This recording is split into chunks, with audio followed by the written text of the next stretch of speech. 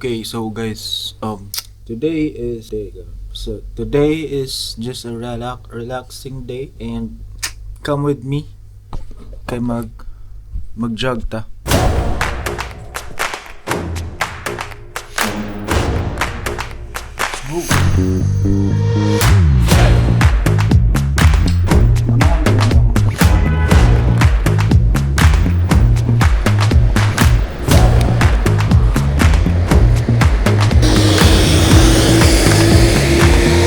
Today, we're just gonna run for 5 kilometers and then we'll call it a day.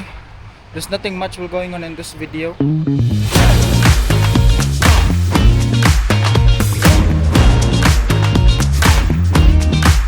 Dati, grabe, tambo kay ko, but when I arrive here, given the opportunity that's come, so like, nahanap ako sa mga panghitabo. So yeah, we'll run for 5 kilometer, but definitely, di na ako record siguro. Mag-record na lang ko pagka one round na lang for B-roll, and then, that's it. Kaya, wala, nothing's going on ako. Tanawan ako ipakita sa inyo, guys. Nakita mo ang nagtulo. That's kanang basa. Singot lang na ako na. Nindagan ko sa kanang grocery store. And nakalimot na gani ko og dala aning akong camera to document. Grabe akong singot. Grabe gid.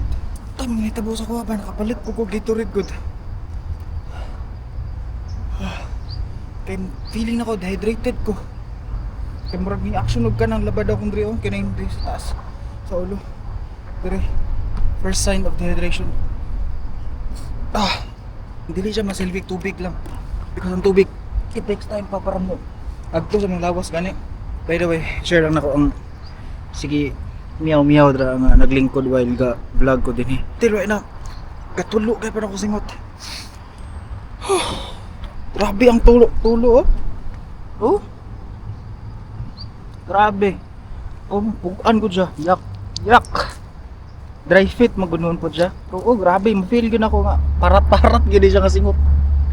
Actually, mag-continue po ako, diba? 5 kilometer.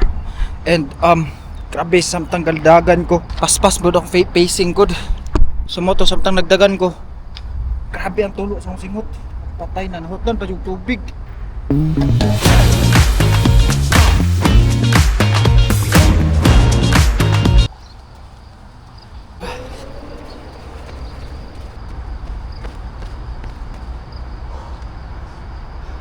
Grabe.